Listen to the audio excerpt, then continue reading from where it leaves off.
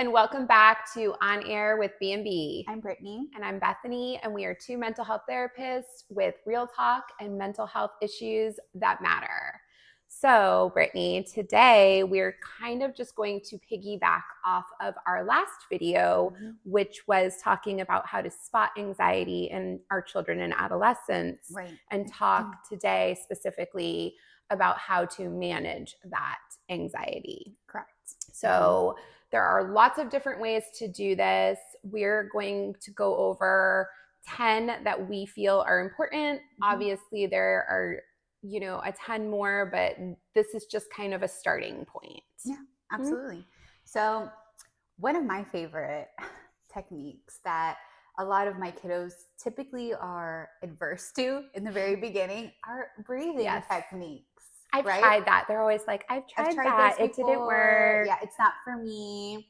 Don't really want to do it, right? But before we kind of like dive into effective breathing techniques, right? And this is what I tell my kiddos, like, I hear you, right? But, demonstrate what that typically looks like. So I encourage them to do it. And it kind of like triggers my own anxiety because I'm like, oh my gosh, they're going to hyperventilate in my office. They're like, and I'm like, oh no, that is not like the opposite. Or like they're always like mine. They're always like, yeah. And I'm like, whoa. Like, no wonder it's not making you feel more calm. Right. Right. And so before I like demonstrate, which I hope you're so well, like, we're going to do this. So get ready.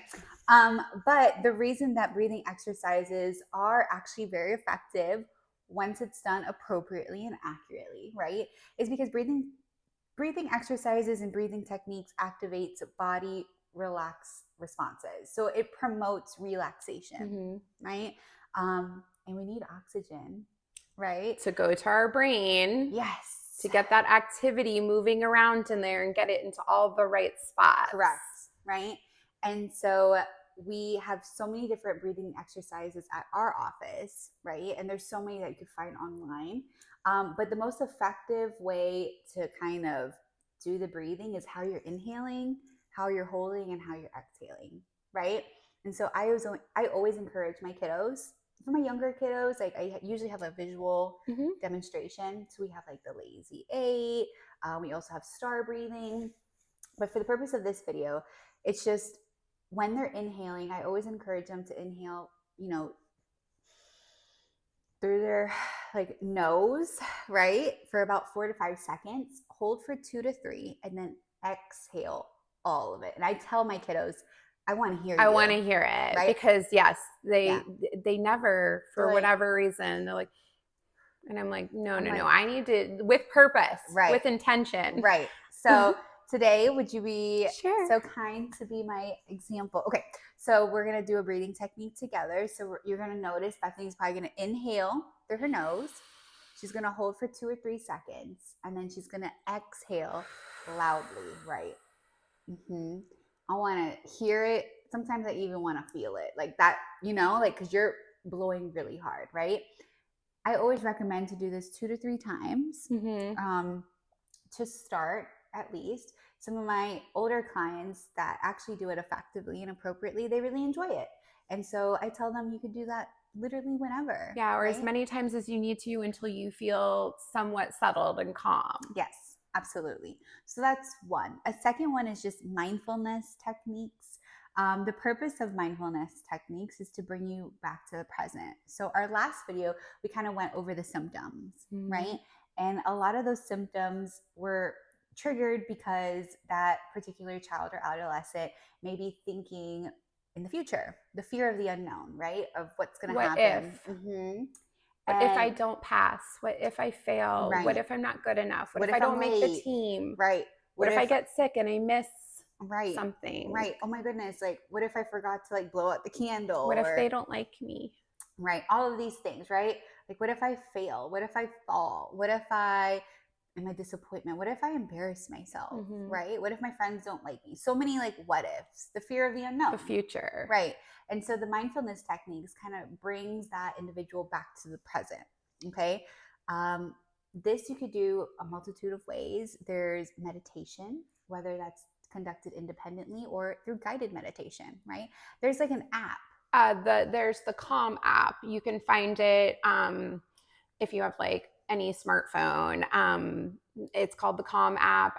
I believe it's free. Obviously, you know, they're going to ask if you want like more features to subscribe and pay a little fee. But also YouTube is I use YouTube all the time. Same.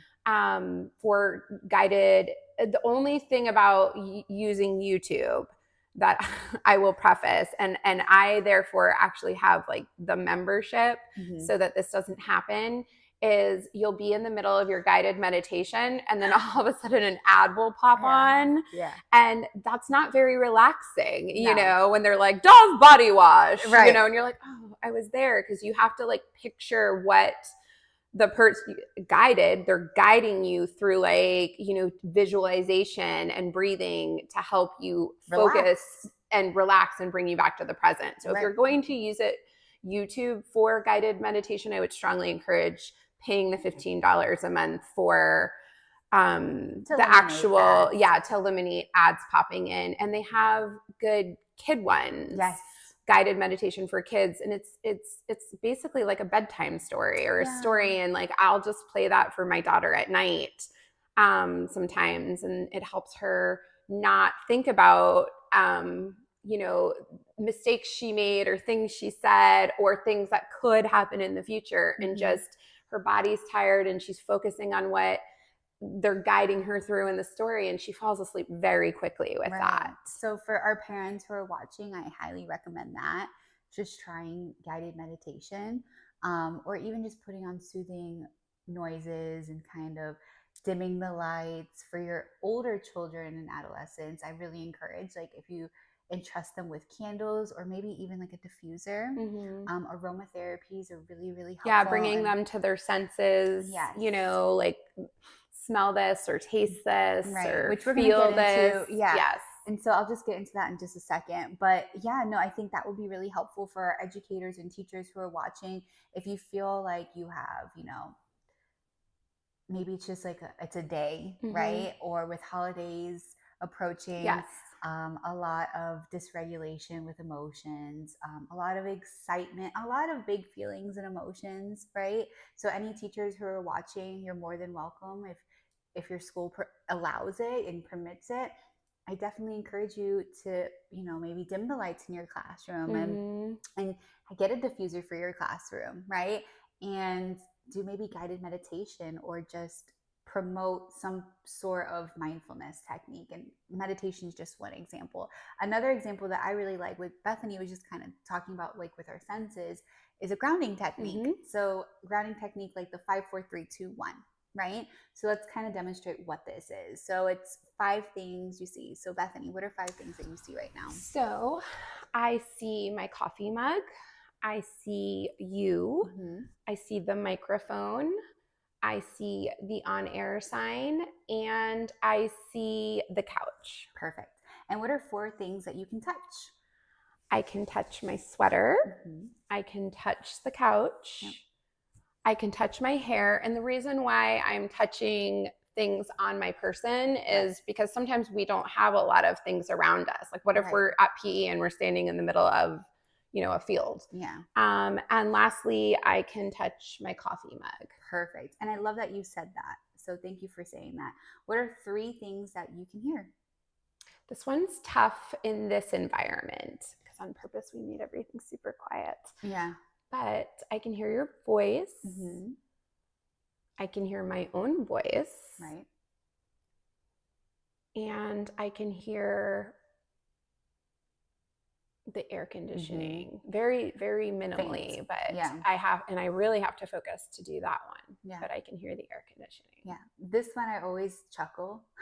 So it's 2 things that you smell. Now I'm going to preface, when a lot of my teenage clients, I know where this is going. Fun. They're like, oh, I like this one. And they're like, woo! I'm like, oh my goodness. The boys. Yes.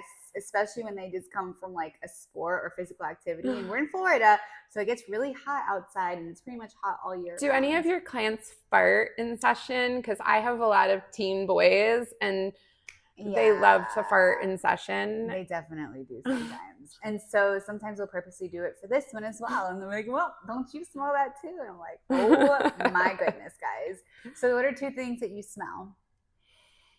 So I smell the, they're called wallflowers. Everyone's probably familiar, like a Glade plug-in or something along those lines. I have all my fall scents in right now. So I smell like cinnamon and pumpkin from the wallflowers.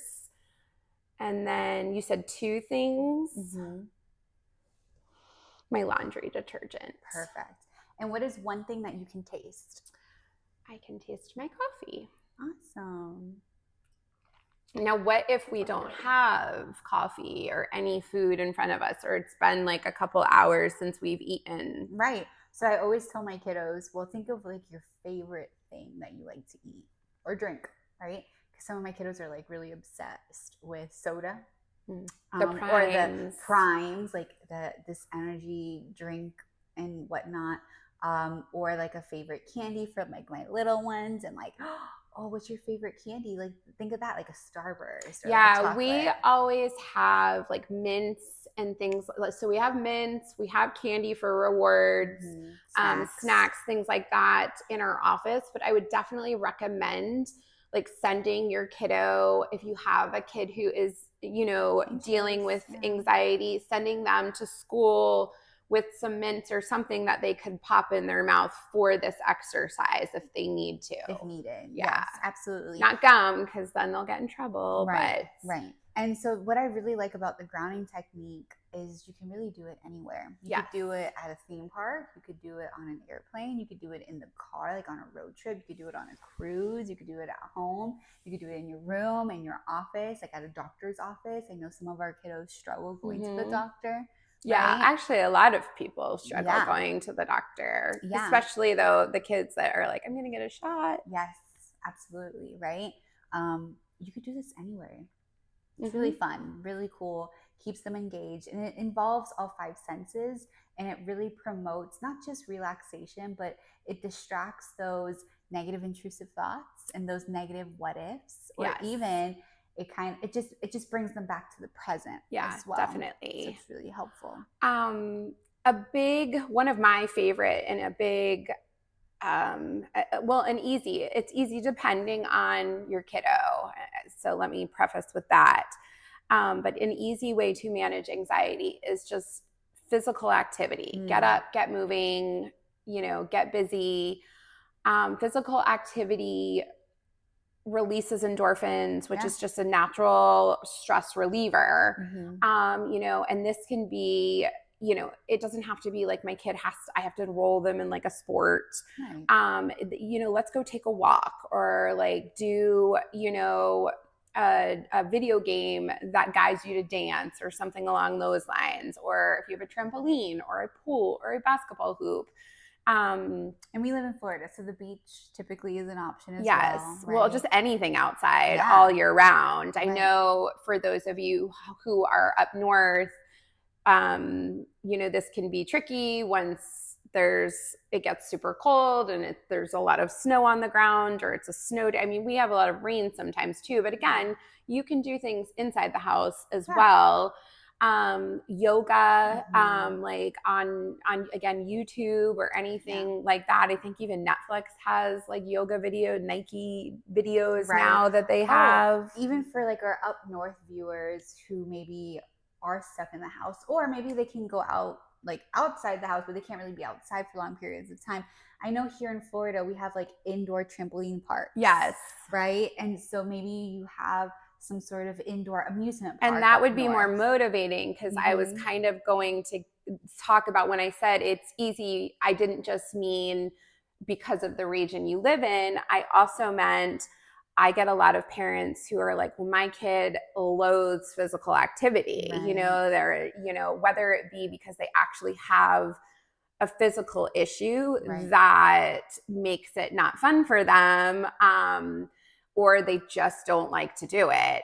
So going to a trampoline park at least is something that maybe they will want to do because it's more fun. Another thing I often recommend is, if you have this type of kiddo, they love to spend time with their parents. And maybe not all of them, but a lot of them, would rather do the physical activity with a parent than alone. So, and then that could be good for you as well. But then you're also spending time with them and getting them up and moving and getting those endorphins releasing throughout their body. I like that. Yeah, definitely. I have a handful of kids who loathe physical activity, believe it or not. My next one that I want to talk about is my next tip for like managing anxiety is cognitive restructuring. And that's a big one. It's a big one, and it's a long-term investment, really. Yes. So some of these are very in the moment. I'm feeling anxious. I'm going to do my breathing. It calms me down. It gets me out of that fight or flight, and I can move on, crisis averted. Grounding techniques that we talked about, same kind of thing. Cognitive restructuring can also be immediate, but it's also a more long-term solution, and it takes a lot of practice. It does. So if we all, you've been talking a lot about the intrusive negative thinking. And again, these are just the thoughts that pop into our head and tell us we're not good enough or we can't do something or what if. And the thinking is what we want to change. It's really the only thing we can control. So I have these cards in my office, and there's like the situation, and then there's the thoughts, and they've got positive ones and negative ones, and then there's feelings, positive and negative, and then there's the behaviors, the positive and the negative. And I always like lay them out, and then I say, can we control the situation? And kids are pretty quick with this one, and they're like, not most of the time. And I'm like, yeah, no, we can't control if we get sick.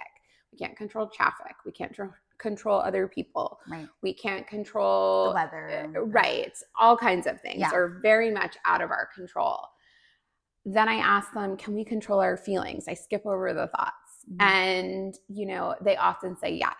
And I'm like, no, because I would feel happy all the time if I could control my feelings. I would feel calm, content, happy, excited. All the pleasant feelings yes, and emotions. absolutely. I would choose that. Always. Yeah. And then I ask them, can we control our behaviors? And, a lot of times they say yes, because, I think as adults, we're always like, you can control your behavior. You're in charge of your behavior, and that's what we've been taught, right? But if you really think about it, even for myself, when I'm not feeling a positive feeling, even as an adult, it's really hard for me to act in a positive way. Right. And I might not be throwing a tantrum, in the middle of Publix or like at work or whatnot, but I might be less patient, and, when people are asking me questions, like, or I might, kind of like snip at them when they're asking me a question. That's, again, behavioral. Yeah. And so, yes, I'm not screaming and yelling and throwing a tantrum, but my behavior is also not super positive either. Right. And then I ask them, can you control the way you think? And most of the time they're like, yeah, some kids don't realize that you can. And then we talk a little bit more about what that looks like. So, I think you give your clients the same list, the positive affirmations list. Yeah. And we always give our clients this at the beginning of therapy, and we say, we'll get to this eventually. Because again, this cognitive restructuring CBT is more complex than breathing exercises and things like that. So we get to it when we do. And it's a way for kids to practice changing the way they think and challenging their negative, intrusive thoughts. So, then the cards, like I mentioned, will pick a situation. Maybe that situation says, you missed a soccer goal, or, everybody was told to pair up in class and you were the only one left without a partner. Right. Something along those lines. There's all kinds of different scenarios. And then I have them pick their automatic negative thought, because that's unfortunately what happens to all of us is we automatically think something like nobody likes me, or, nobody ever picks me, or, something along those lines. And then I have them pick how they would feel, which it's always a negative feeling. Yeah. And then I have them pick a negative behavior. Then I have them go back and I say, can we change the situation? No, but let's replace the thought with a positive one now. And then they look through the cards, they pick one, and they put it on top of the negative thought. So it might look something along the lines like, well, everyone else's, maybe I was the last one to get to class today, and that's why I got picked last. I was sitting in the back and no one saw me right away. Or, my best friend just happened to be absent today, or something along those lines. But just a different way of thinking about the situation. And then obviously I have them change the way that they would feel if that was their thought, and then the way that they would behave. Yeah. So that's CBT, and it takes a lot of work and a lot of practice. But if we can get kids to start practicing that and recognizing their warning signs, their physical symptoms, or behavioral symptoms, or the cognitive symptoms that we talked about in the last video, and then utilizing the cognitive restructuring that right there and then, we might not even have to use the breathing exercises or the grounding exercises, because we're not panicking yet. Right? Yeah. Okay. And then reframing is another example of cognitive restructuring. Right. It looks similar to CBT, but it's more just, again, changing the way that we think. Right. So, instead of thinking like, I'm going to fail, or I'm not going to make it, maybe thinking something along the lines of, I'm going to try my best. And even try my best is a huge accomplishment. And that's enough for me. No, I love it. And I noticed that you've been saying CBT. So for our parents and viewers who don't know what CBT stands for, it's cognitive behavioral therapy. It's an effective therapeutic approach that really helps children and adolescents manage anxiety on a long-term basis, right? And so I have a question. So what if there's clinicians tuning in today and they don't have access to this game just yet? Maybe they're like ordering it on Amazon or something, but it hasn't came in yet, right? But they also feel like this would be really helpful for my client. Yeah, and I make sure that I will make sure to put the link to the CBT game. It's a series of games, but it comes in like a kit, and we can put that below. Right. And so I think what would be helpful, what if they don't have the game and you're like, okay, so like what would be a positive thought? Because I've had this too. And like clients are like, well, there's nothing positive about this, right? So I think that's what you meant earlier when you had said this is like a long-term investment. What do we mean by that? It's going to require consistent and continuous work, because unfortunately we naturally as humans think negatively, like worst case scenario, right?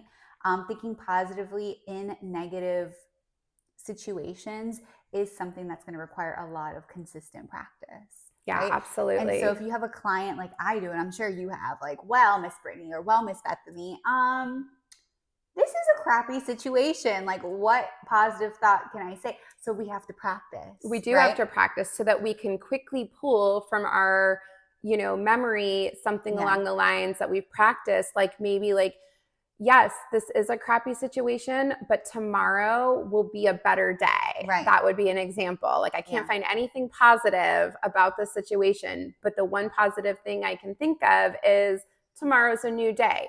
But that doesn't come easily. Right. That comes with a lot of practice. Right. And so I just like to like say that to our viewers and just mention that as well. And so yes, with cognitive restructuring, with the reframing, essentially with the cognitive behavioral therapy and those interventions that are very effective to manage anxiety in children and adolescents, it's not an overnight thing. No. Right. And so that's why we're also kind of giving you guys different tools and techniques that are kind of immediate, if you will.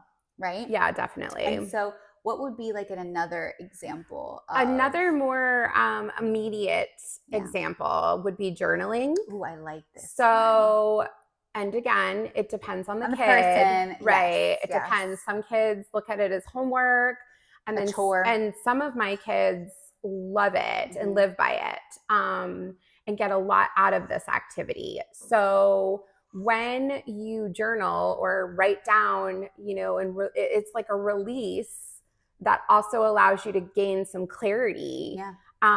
Even sometimes like just making a list, it's not necessarily journaling, but it's again writing, getting it out of your head onto paper. Yeah. You might think, gosh, I'm so overwhelmed, I have so much to do, I have so much homework, and then you write down what you actually have to do, and then you see it's actually only 3 things, right? But it felt like 25 things, right? Okay, right.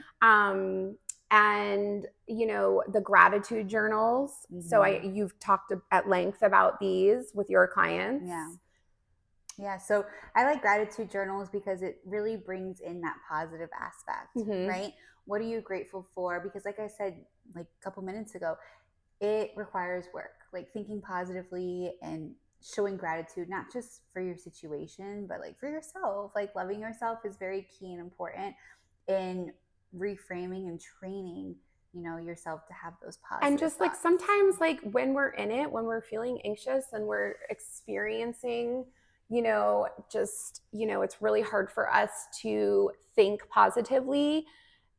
It's a good reminder to say, like, I know, like, right now I didn't make the basketball team, and I feel like I never will, but you know what? I still have flag football, right. Or I still have, this other thing that I'm doing to look forward to. Right. And that's, in my opinion, where like the gratitude journal can help, because again, you actually have to physically write it down, which means it causes you to take a pause and really think and change the way that you're thinking. Absolutely. And there's also different types of journals.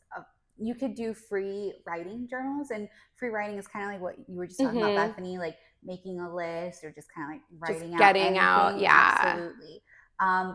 I really like free writing journal for some of my clients, and they enjoy it too, just because it gives them the opportunity to just authentically and genuinely write whatever it is that kind of comes to mind. For other clients, having journals with prompts, it's just more effective for them, because they're just like sitting there and like, I don't know what to write, right? And it kind of encourages them and prompts them to reflect on different scenarios and bring to light different situations and kind of highlight feelings and emotions that they need to address, but they don't know how to do that independently just yet. So prompt journals are really helpful, whether they're gratitude journals or really anything that's specific to the child's needs. Okay, so there's so many different ones. An example of like free writing journal too that I wanted to like bring to light today is like writing letters that you don't actually give to someone, right? It allows you to really express yourself, because here's what are we talking about? Let's circle back to that. We're talking about managing anxiety in children and adolescents, right? And in our previous video, we kind of talked about all these symptoms. And so we also mentioned in the previous video, when you were like spotting anxiety in children and adolescents, that sometimes a lot of kiddos with anxiety avoid confrontation. And so they bottle it up. And that could just lead to like a spiral, if you will, or an anxiety attack. And it could worsen or exacerbate the anxiety symptoms, right? And so maybe writing a letter in some form or fashion can really make them feel empowered. It can give them a self of control, and give them clarity, kind of like and at the same time, I'm just thinking as you're talking about this, one of the big things I work on with kids is setting boundaries and advocating for themselves with peers, especially. It's okay to tell your friend appropriately, hey, I didn't like when you did that, or you hurt my feelings when you said that. Right. But kids have so much trouble doing that out of fear that then their friend is not going to be their friend. Right. And so I think this is not only a way to feel empowered, but also a way to get practice appropriately setting a boundary and advocating for themselves. Yeah, it's giving them, it's providing, the opportunity for them to get comfortable with that on their own journey. Yeah. right? By exposure and just writing and talking about it, you're really starting a conversation. So I do like journaling. Yeah. So thanks for bringing that up. Yeah, because there's so many absolutely. different ways To do it. Yes. One of my another one of my favorite ones, which is definitely different. It's like progressive muscle relaxation technique. And I like this because, as we talked about in our last video, that some of our kiddos, like when they're overwhelmed or having these anxiety symptoms, can present to be defiant or non-compliant or angry or just really mad, right? And so it's important to just bear in mind that sometimes they just need a release. Yeah. Because they're so tense because of the anger or the frustration or feeling overwhelmed and the stress, right? All these things. And so the progressive muscle relaxation, it's like a tense and a release. So it relieves physical tension in their body, which promotes relaxation in their mind and their physical body. They do this actually at the end of yoga. Yeah. During the Shavasana like portion, they'll be like, clench your fists. Yes. Now let Release. go. Yes, Yeah. Exactly. Yeah. And again, it has a lot of intention with it. It's just like super letting intentional. go, because you carry all of that tension in your body. Physically. Yes, like physically in your body. I will literally have my clients, like, to circle back earlier when we were talking about mindfulness techniques like meditation, whether it's guided or independent, I encourage them to like pay attention to the muscles in their body as they're breathing and relaxing, right? You will see how tense you are. Like for me, for example, when I'm doing this like independently for myself, I will notice that my jaw is like clenched, right? I'll notice like my shoulders are up here and I need to like bring them down. I'll notice that my like hands or like my toes or my feet and like all of the tension, right? Like we store it in our body. My daughter dances and I have a friend and her daughter dances too. And both of our little girls, it's their first year like doing a solo. Okay. And when we found out, we were talking on the phone and she made a joke saying like there's going to be a lot of butt clenching moments of her and I, you know what I mean? Like, because like nervous. It's nerve. But it makes me laugh every time I think about it because it's so accurate. So true, right, guys? And so what does this look like? I literally will tell them to like tense up their body. And sometimes I even incorporate breathing as well, right? So some of these techniques you can do multiple at once. So with the progressive muscle relaxation, it's like tensing your body intentionally and like on purpose and then relaxing it, right? And sometimes I like, for a little razzle dazzle, I'll do like, okay, we're going to do a breathing technique with the progressive muscle relaxation, right? And this is usually for like my older adolescent clients that can handle this, right?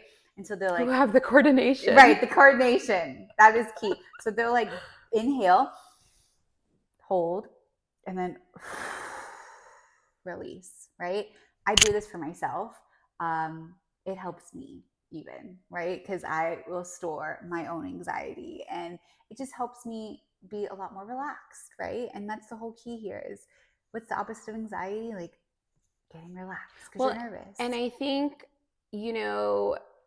you often talk about limiting stimulants. I definitely want you to let everyone know how this could even affect trying to use the progressive muscle relaxation techniques. So limiting stimulants is really key and it's important, like as we're drinking coffee, right? I know. It's only one. Yeah, for now. Wait till later. No, I'm just kidding.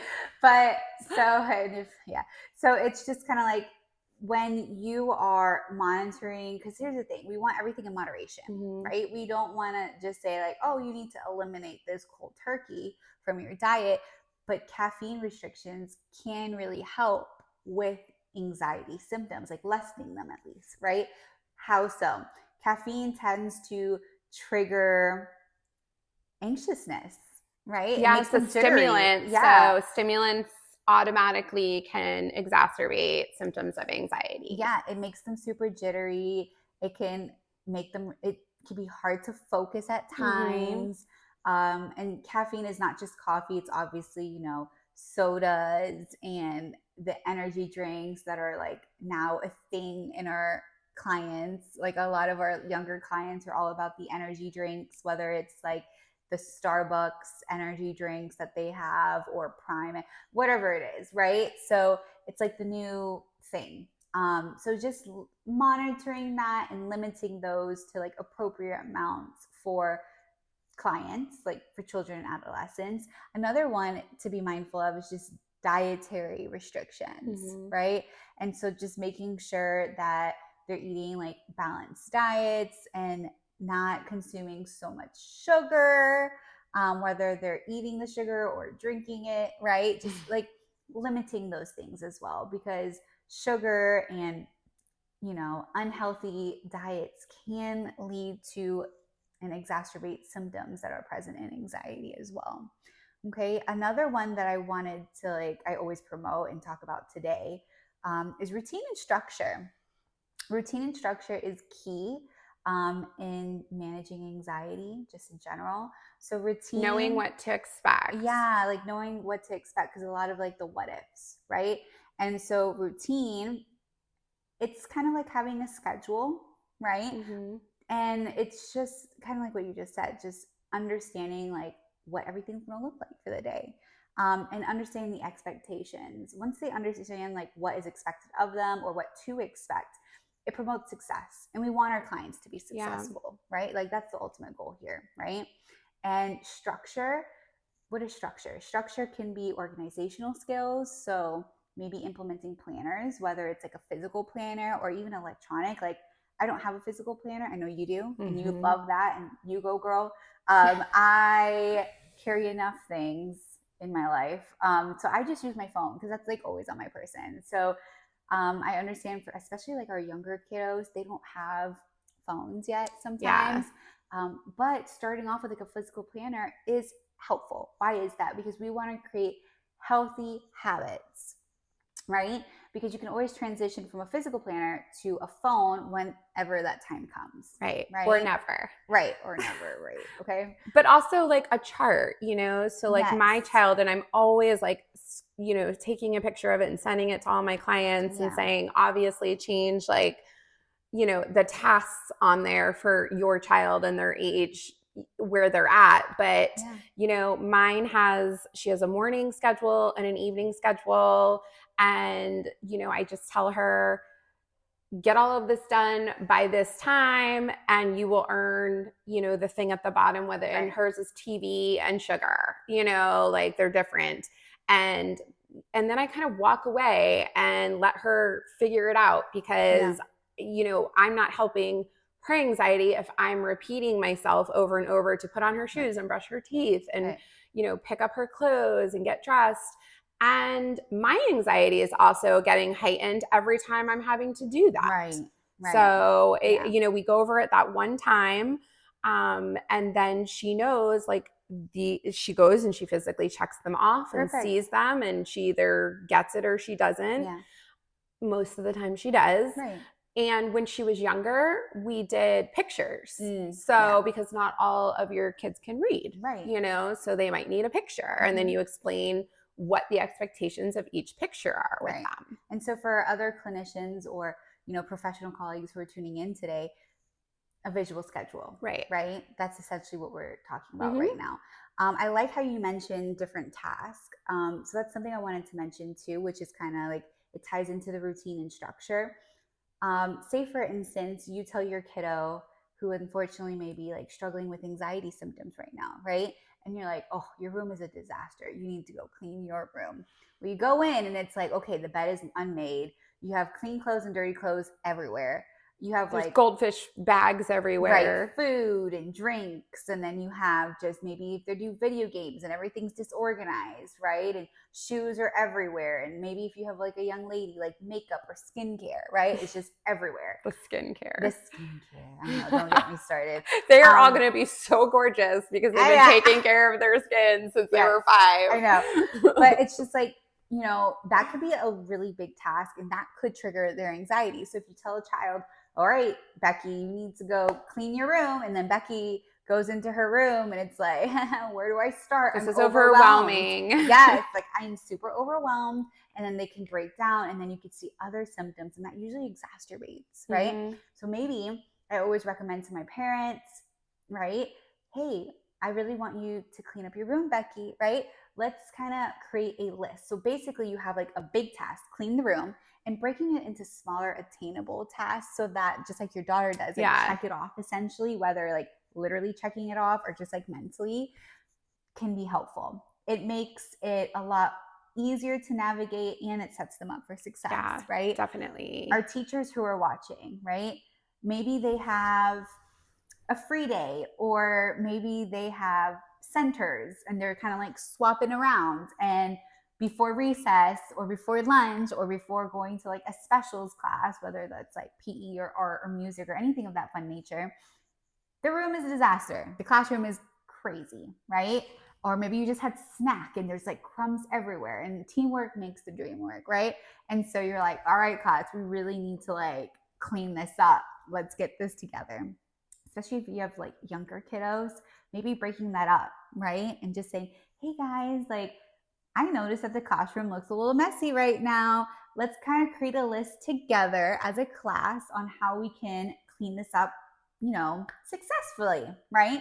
And so creating that big task, like, all right, we got to clean up this classroom, but making it into like smaller, obtainable tasks. Yeah, like maybe Johnny gets the blocks and like Sarah gets, like the art supplies kind of thing. Absolutely. And so just using like task management could really be effective in our children who suffer with anxiety. Yeah, absolutely. Yeah. And then, let's say they do have a meltdown, because I mean, even if we are doing all of the right things to set them up to be less anxious, sometimes they're still going to be anxious and they are still going to melt down. Yeah. I think just seeking social support for this, it can be really, really helpful. That can look very differently. It could be, a teacher if you're at school. It can be a coach. It can be a parent. It can be a therapist. It can be a friend. Yeah. But just somebody that, helping your child like identify a number of people that they trust and would feel comfortable seeking out and talking to for moments like this. Right. Absolutely. And then if you want to take it a step further, I've encouraged, and this is mostly my like teenage clients and my young adults, but like a social support group. Yeah. They have a lot of them online, and they have them for every different possible thing you can think of, whether it be anxiety, OCD, depression. Yeah. Hoarding, whatever. They have all of it, but they have them online now, which is so great through Zoom, because it used to be you had to like find one in your area, and the more specialized ones were not offered in a lot of these more rural areas. So I mean, the internet, I have a lot of thoughts on the internet and children, but this is a positive, because it opens up that opportunity to have social connections and that feeling of I'm not alone. Other people are dealing with this too. And, this is how they dealt with it. Because sometimes even when, I mean, I'm sure you're all familiar with this, whether, like I said, whether you're a parent or a teacher or a clinician, sometimes hearing it from a peer it makes just so much more sense to them. And it's like, oh, that sounds like a great idea, because it's somebody their age telling them. Meanwhile, mom and dad are both like suggested the same thing for a hot minute. Exactly. Yeah.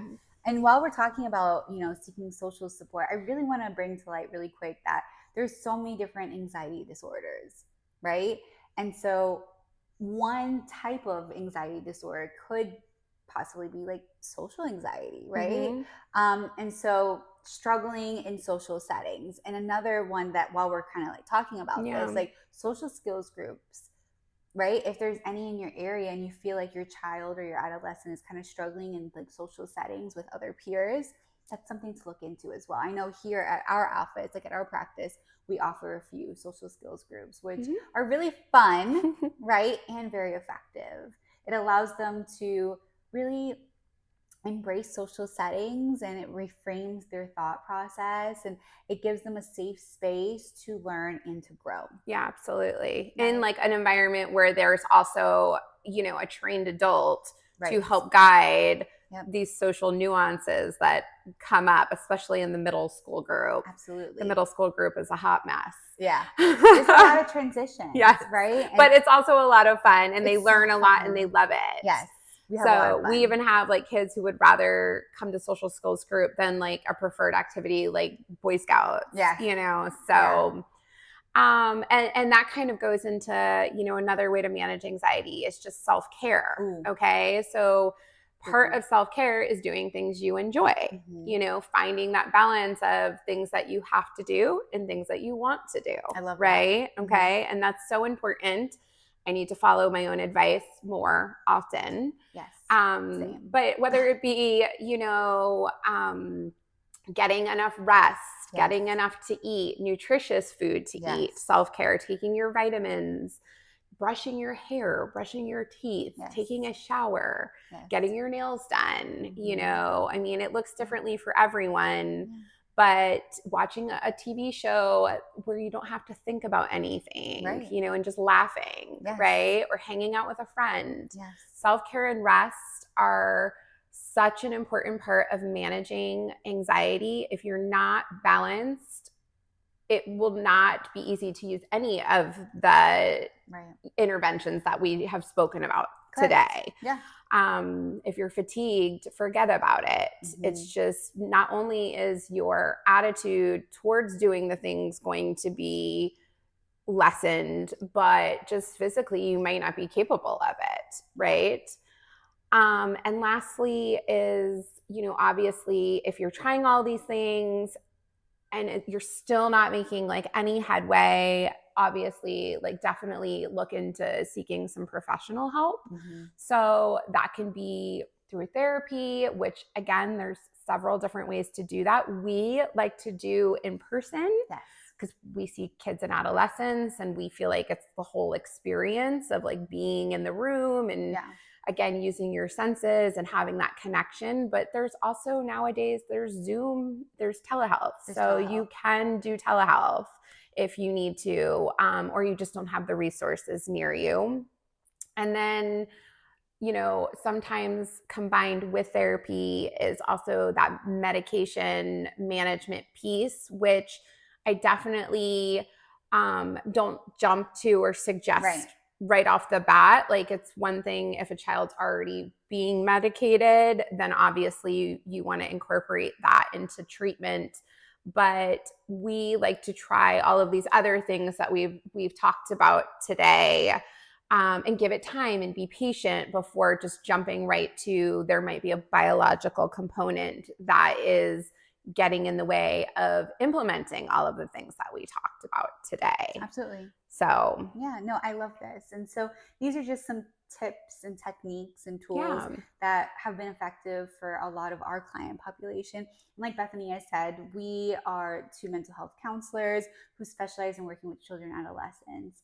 And so with that being said, I just want to take a moment and say thank you for joining us on Air with B&B. Remember that your mental health matters, and we'll see you in the next video.